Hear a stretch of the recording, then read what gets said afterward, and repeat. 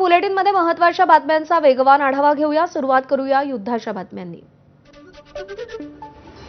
रुपयाच्या तुलनेत डॉलर 46 पैसे महागला। आता 91.74 रुपयांवरून 92.20 रुपयांवर। शेअर बाजारात देखील मोठी घसरण। युद्धामुळे कच्चं तेल 114 डॉलर प्रति बॅरेलवर। मागच्या आठवड्याच्या तुलनेत 20% मोठी वाढ। तज्ज्ञांनी याआधीच 125 डॉलरवर जाण्याची भीती व्यक्त केली आहे। कच्च्या तेलाच्या किमतीतील वाढ काही काळापुरतीच। अमेरिकेचे अध्यक्ष डोनाल्ड ट्रम्प यांचा दावा, इराणकडून अणुयुद्धाचा धोका संपताच दर घसरतील। सध्याची दरवाढ शांततेसाठी मोजली जाणारी किंमत असल्याचं ट्रम्प यांचं मत। मोज्तबा यांची इराणचे सर्वोच्च नेते म्हणून निवड। मोज्तबा खामेनी हे अयातुल्ला खामेनी यांचे पुत्र। अयातुल्ला अमोली यांनी पवित्र मशिदीत मोज्तबा खामेनी यांचं नाव जाहीर केलं। इराणमध्ये मोज्तबा यांच्या समर्थकांचा जल्लोष।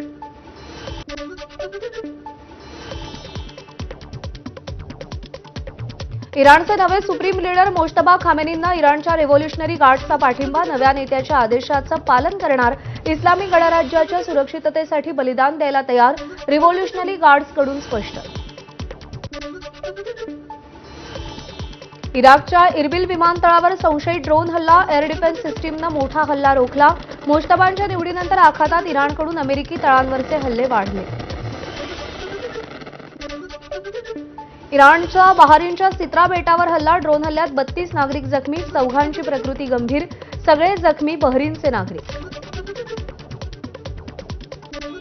इराणशी युद्ध बराच काळ चालेल। देशानं संयम आणि तयारी राखली पाहिजे। इस्रायली सैन्याचं मोठं विधान।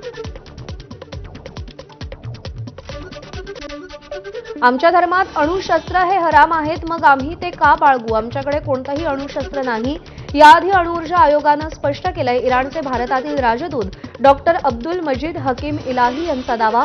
हल्ला करणाऱ्यांना इराणच्या कच्च्या तेलावर ताबा हवा असल्याचं मत व्यक्त।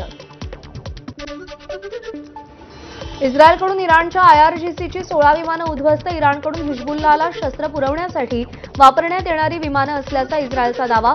सॅटेलाइटच्या सहाय्यानं इराणची विमानं उद्ध्वस्त केल्याचे फोटो समोर। इस्रायलचा हिजबुल्लाहच्या 600हून अधिक ठिकाणांवर हल्ला। इस्रायली हल्ल्यामध्ये 200 अतिरेकी ठार। इस्रायली लष्करानं या हल्ल्याचा व्हिडिओ पोस्ट केलाय।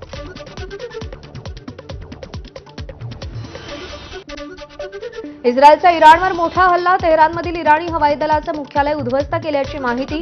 तर लेबनॉनच्या उत्तर सीमेवरती 2 इस्रायली सैनिक ठार झाल्याचाही दावा। इराण युद्धात हार मानणार नाही। इराणी संसदेचे अध्यक्ष बाकर कालिबाफ यांचं महायुद्धासंदर्भातलं विधान। जर पायाभूत सुविधांवर हल्ले सुरू राहिले तर आम्हीही तेच करू, तर इराण अमेरिकेला योग्य उत्तर देईल, बाकर कालिबाफ यांचा इशारा।